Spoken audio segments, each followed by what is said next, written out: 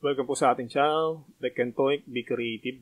Ang video po na to ay palit Wi-Fi password sa PLDT Fiber year 2023. Yan po yung ating tutorial ngayon sa ating channel. Start na po tayo. Sa pagpapalit po ng password ng ating PLDT Fiber, kailangan po natin magbukas ng Google Chrome. Yan, Google Chrome. Tapos po sa Google Chrome ay itatype nyo po dyan ang 192.168.1.1. Yan, para mapasok po natin yung ating router. Doon po tayo makakapag-input ng mga kailangan nating palitan. Yan. Yan. Yan po, ilalagay natin dito sa ating Google. Sa browser, sa ibabaw, 192.168.1.1. At pindutin po natin ang ating enter. Yan. Dapat po, lilitaw po yan. Yan po. Dapat lilitaw po yan. Pag hindi po lumitaw yan, kuminsan po kasi sa Google, hindi po lilitaw ito. Yan. Minsan ganito po yung lilitaw. Papakita natin. Yan, diyan. Tignan natin itong isa.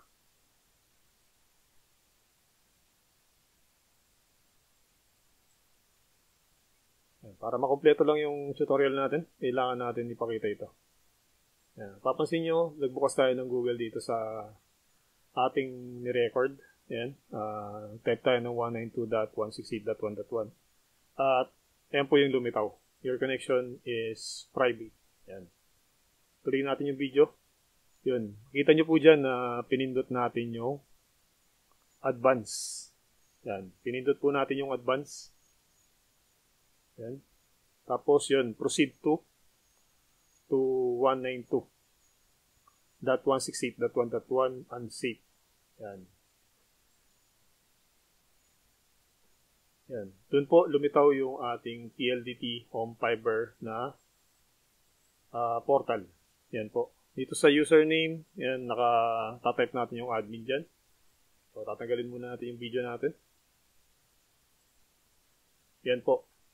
Type dyan, admin, tapos dito sa password, 1234. Kung ano po, kung bagong lagay lang yung internet nyo, o yung fiber na internet natin, bagong lagay lang. Yan, bagong lagay siya. Tapos, kung hindi nyo pa po pinapalitan yung dating yung password. Yan. Ayan po yung i-input natin. Ito, admin sa user. Yan. Tapos, sa password ay 1234. Yan po. Yan. Admin, tapos dito 1234. Para mapasok natin yung ating para makapag-move on po tayo dun sa next portal niya. Ito pa po pala, kung sakaling hindi talaga mabuksan sa Google itong 192.168.1.1, talagang hindi lumilitaw ito. Yan. Ang gagawin po natin ay mag-download po kayo at mag-install ng Mozilla Firefox. Yan. Browser din po yan katulad ng isang Google Chrome. Yan. Sa ibang video po kasi hindi nila sinasabi yan na pag hindi nyo nabuksan sa Google, kung minsan maselan po yung Google Chrome na hindi natin makikita ito. Itong kulay blue na yan, PLDT Home Fiber na yan. Dililitaw yan. Yan. Kailangan nyo magbukas, mag-install muna po at mag-download ng Mozilla Firefox, kaya Opera. Yan. Doon natin bubuksan yung, dyan natin itatype po yung 192.168.1.1. So, pakita natin. Bago natin ituloy yung bago tayo pumunta dun sa next. Yan. Bukas muna tayo ng Mozilla Firefox.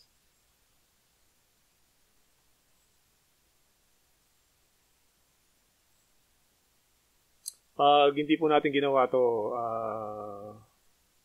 sa ibang gustong magpalit po ng password, kung minsan hindi po talaga lilitaw sa Google. Kaya kailangan ipakita rin natin to. Type natin dyan yung 192.168.1.1. Ayan, subukan natin.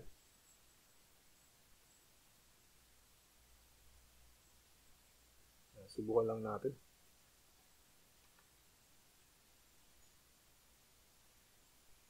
Yan po yung lumitaw niya. Ayan, nakikita niyo dyan na nagwa-warning siya. Warning sabi. Tapos, meron din kayo makikitang advance. Advance din. Kung minsan naman di nalilitaw yung advance na yan. Ayan. Tapos ito, pindutin natin to. Accept the risk and continue. Ayan, subukan natin kung lilitaw siya. Yun, nakita nyo po na lumitaw siya. Ngayon, balik na tayo dun sa ating Google. Pinakita ko lang yung isang banda sa Mozilla Firefox. At ganun din po sa Opera, ganun din yung mangyayari.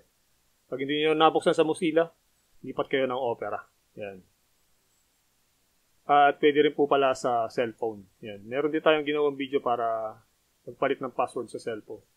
Ito na po, dito na tayo. Gaya nung sabi ko kanina, user, yan, admin.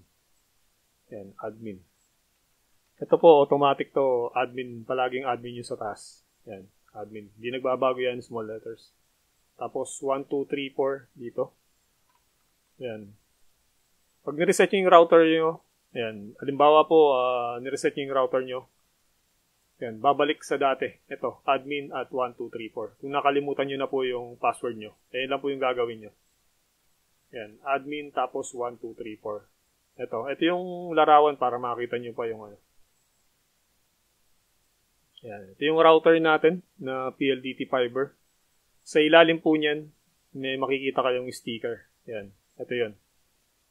Tapos, ayan siya. Yan. Ito yung magiging password nyo sa cellphone. Yan. Yan, sa cellphone. Kung gusto nyo magpalit sa cellphone. Yan yun.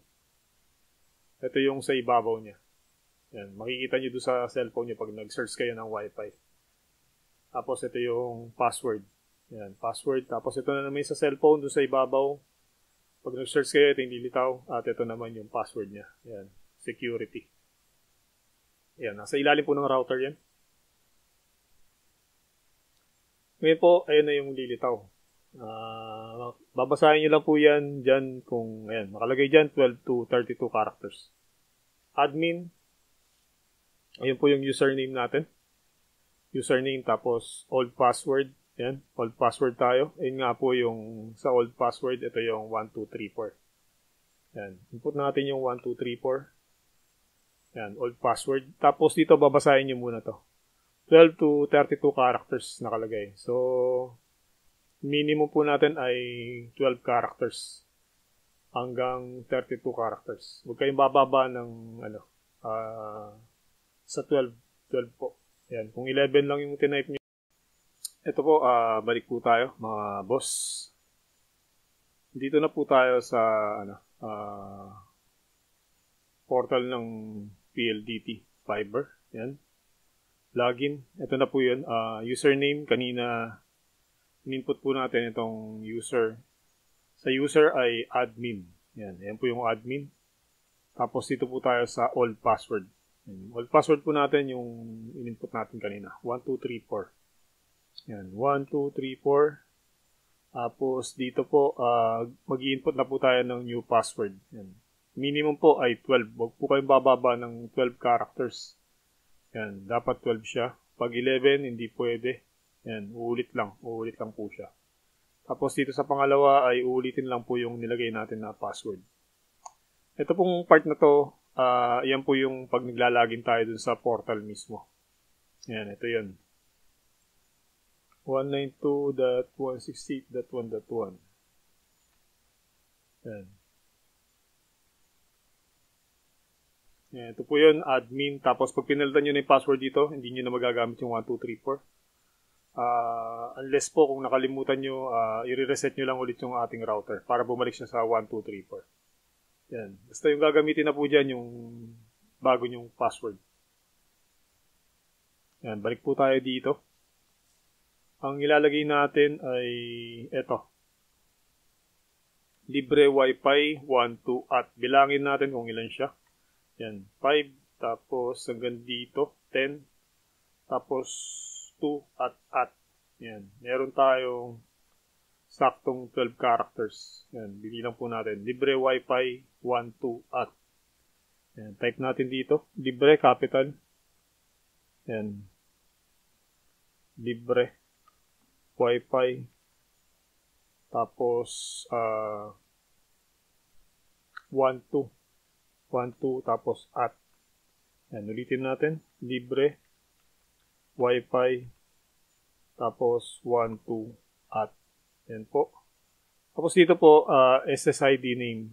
Ang SSID name po, yung PLDT1. Yan, depende kung anong ilalagay nyo dito. Yan po yung mag-a-appear doon sa cellphone natin pag nag-search tayo ng Wi-Fi. Yan, dito sa parte namin, ilalagay ko boot1. Tapos dito sa pangalawa, ilalagay ko PLDT1. Yan. Sa 5G po, yun, ito po yung lilitaw. At sa 2.4G na Wi-Fi, ito yung lilitaw. Ngayon, password na tayo. Sa same ko na lang po yung password, libre Wi-Fi 12 at.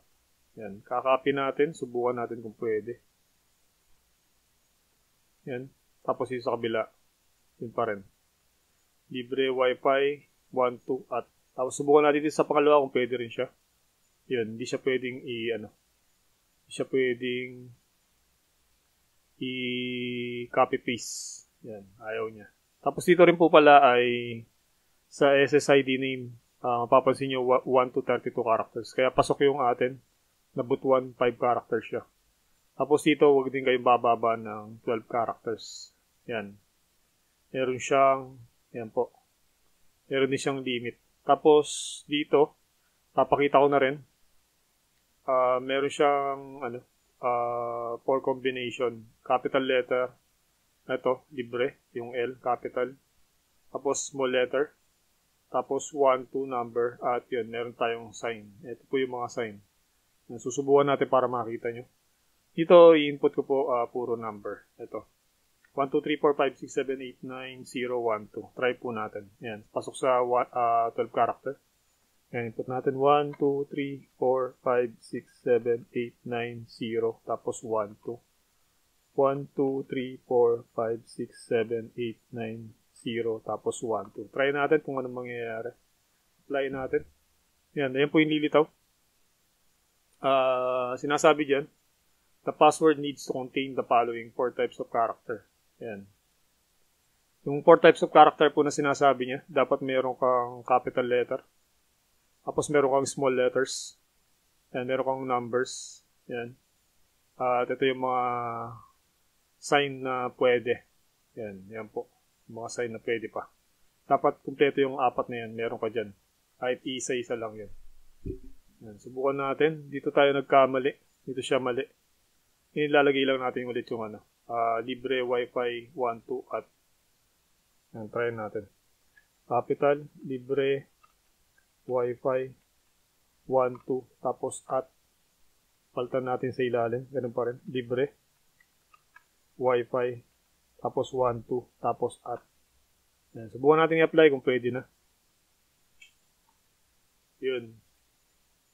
Makikita po natin dyan na successful na siya. Yan. Yan po. Pagkatapos po naging successful na yung natin. Kailangan po natin i-re-enter. Yan. Enter tayo ulit dito sa 192.168.1.1. Admin. Yan. Admin tayo. Tapos dito sa pangalawa, ito po yung in-input natin. Libre Wi-Fi 12 at. Login. Yan. Importante po, tandaan nyo yung nilagay nyo na password, na new password dito sa ating sa portal na 192.168.1.1. Kasi, hindi nyo na po magagamit itong 1234. Pero, kung nakalimutan nyo po yung nilagay yung bagong password sa paglalagin dito sa 192.168.1.1, ang gagawin nyo lang po ay i-reset po ang ating router. Ito po yun. Yan po, balik po tayo. Ito po yung sinasabi ko kanina. Ito po yung router namin, na PLDT fiber router. Yan. Tapos, play natin. Yan. Makikita nyo dyan na may hawak akong karayom. Yan. Yan. Sa likod po nung router, bandang likod, may makikita kayo dyan na butas na maliit. Yan. Ito po yun. Yan, butas na maliit. Tapos may nakasulat dyan, reset. Yan, reset. Yan, reset po. Button. Yan, reset. Tapos, tutusukin nyo po yan. Papasok nyo yung karayom dyan. Yan. May mararamdaman kayong pipindot na button. Yan, nasa loob ng butas na yan. Tapos po, pindutin nyo lang yan at huwag nyo bibitawan hanggat hindi po namamatay yung mga ilaw. Yan. Doon nyo lang po bibitawan yung pagkakapindot pag namatay na po yung mga ilaw na yan. Yan, yung tinuturo ko. Yan po, makita nyo na namatay yung iba. Yan, namatay siya. Yan, doon po, yan, namatay na po silang lahat. Isa na lang yung natitira. Tapos doon po, bibitawan nyo na yung pagkakapindot nyo doon sa button doon sa loob. Yan, yung karayom natin. Yan po, yun po, balik na tayo dito sa sa ating PLDT portal. Yan. Pakikita ko lang dito kung ano yung mga importante. Yan. Kita natin yung mga importante dito. Yan. Dahil sa matagal siyang naka-login, pusa siyang lumabas. Yan. Input natin yung password natin. Ito yung bago kong password, libre wifi 12 at capital wifi 12 at isa pa po pala, kanina pinapalitan ko ng password. Kung meron kayong hub, ito router to. Tapos meron kayong hub, ito yung hub, switch or hub. Yan, pakita muna natin. Yan, try natin. Yan, ito po yung hub na sinasabi ko. Switch or hub. Ang parami po ng connection kung marami kayong computer sa bahay o kung may Pisonet kayo. Yan. Ito po. Marami siyang butas. Tapos sa PLDT po kasi, kung mapapansin nyo, ito. LAN 1 lang po yung naka-open dyan. Although na 4 yung butas. Yan dito. 4 yung butas nung PLDT router natin. Ito. Isa lang po yung gumagana dyan o yung umaandar. LAN 1. Pag nilipat nyo ng LAN 4, LAN 2, LAN 3, wala kayong makukuha signal doon sa computer. Yan. Kaya kung minsan po ay gumagamit sila ng ganito. Yan. Switch hub. Yan. Pag yung computer nyo po ay dumaan dito sa switch hub at hindi siya naka-direct dito sa router, kung minsan po hindi kayo makakapag hindi nyo mapapalitan ng password. Kaya kailangan yung i-direct. Yan. Yung cable LAN nyo, so yung cable internet nyo, i-direct nyo muna dito. Yung PC nyo, i-direct nyo muna dito sa LAN 1 ng PLDT router. Yan. Tanggalin nyo muna ito. Yan. Tanggalin nyo muna yan kasi ayaw nyo mag-save. Yan po. Yan po, balik na po tayo dun sa natin. Dito na tayo sa loob ng Ipapaliwanag ko lang po dito yung mga dapat nyong i-adjust. Yan. Punta kayo ng network, tapos advance. Yan, tignan natin. Yan. Ito po yung advance natin. At yan, makikita nyo may hidden. Yan. Tapos, ito po yung 2.4G. Yan yung 2.4G natin. Pag pinindot nyo itong hidden, ibig sabihin po, itong boot 1 sa cellphone natin, hindi natin makikita. Yan. Pag pinindot nyo yung box na yun, yun, hidden. Yan. Yan. Maganda rin po itong option na to kasi yun nga po, kung sinulat nyo yan, boot 1, kayo lang yung nakakaalam. Yan. Pag nag-search ng Wi-Fi po yung kapitbahay natin, hindi niya makikita ito, itong boot 1. Kasi naka-check po itong hidden natin. Yan. Importante po ito. Yan. Kailangan niyo pong tandaan yan. Tapos ito po yung in-input natin na password. Yan. Pag gusto niyo ulit palitan yung password nyo, ito yun. Libre Wi-Fi 12. Yan. Tapos dito naman po, itong may security mode. Kung minsan yung ibang cellphone, dito sila nagkakatalo. Yan. Pwede nyong ilipat yan. Yan. Hindi ko na pipindutin dito kasi ano. Yan. Papalitan nyo po yan. Tapos, yun nga po, hidden, hit apply. Yan. Yan, apply nyo. Yun na, okay na. Pag ganyan. Yan, magre-refresh na siya. Tapos, isa pa po, eto. Punta tayo na, nandito tayo sa advance. Yan po yung 2.4G. Tapos, punta tayo ng, ito, 5G. 5G advance. Yan, advance din po. Yan, ayan po yung 5G advance natin. Kung matatandaan nyo, pinalitan ko siya ng PLDT1. Ngayon, gagawin ko, papalitan ko siya. Gagawin ko siyang boot 2. Yan, boot 2. Tapos, Eden. Yan, pinindot ko pa rin yung Eden. Tapos, ito yung password pa rin natin. Libre Wi-Fi 1.2. At, tapos, ipipindutin ko yung apply. Yan, yan po yung sa 5G natin. Yan, kung yung cellphone nyo ay 5G. Yan. Yan po, sana po nagustuhan nyo yung video natin, mga bossing, mga manonood po ng YouTube. Channel name po natin ay Beck and Point Be Creative. Yan. Dalawa po yung channel natin. Yung isang channel ko ay Beck and Point. Yan. Ito, bagong channel natin ngayon, Beck and Point Be Creative. Yan. Sana po supportahan nyo yung channel na to, Beck and Point Be Creative, by subscribing po at like na rin, at marami pong salamat. May katanungan po kayo, pwede po kayong mag-comment sa ilalim ng video na to. Yan. Meron pa po kayong katanungan. Dito po pala, isa pa, ipapakita ko kung para makita nyo yung mga nakakonect na cellphone. Yan. Tingnan natin. So, punta kayo ng status. Pag kinlik nyo po yung status, yan. Babalik muna natin sa network. Yan. Kiklik nyo po itong sa ibabaw. Yan. Tapos status. Tapos punta kayo ng, try natin tong LAN status. Yan. Tapos DHCP client list. Yan. Yan. Makikita nyo po dyan. Ito yung computer. Yan. May computer tayo. Jok 4 PC. Yan, isang computer. Tapos dito makikita nyo yung mga cellphone na naka-connect. Yan, daming naka-connect. Yan po, Huawei. Tapos may Poco. Yan, may Poco X3 Pro. Yan, may Oppo A5. Yan, dami pong naka-connect. Yan, makikita nyo dyan. Tapos dito tayo sa one status. Tignan natin kung parehas sila. Yan. Wireless status. Ayan, Wi-Fi client list. Tignan natin.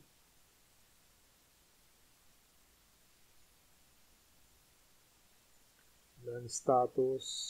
Yun pa rin. DHCP client. Makikita nyo po na napakaraming naka-connect sa ating Wi-Fi. Yan. Sa dalawa. Tapos, yun, Poco, Oppo. Yan, may dalawang Poco tayong X3. Yan, parang nagdodoble yung nakikita natin dito. Yan, Myla SA50. Tapos yung dalawa siya. Tapos dadalawa yung ano niya. Yun. So yan po, hanggang dito na lang video natin at marami pong salamat.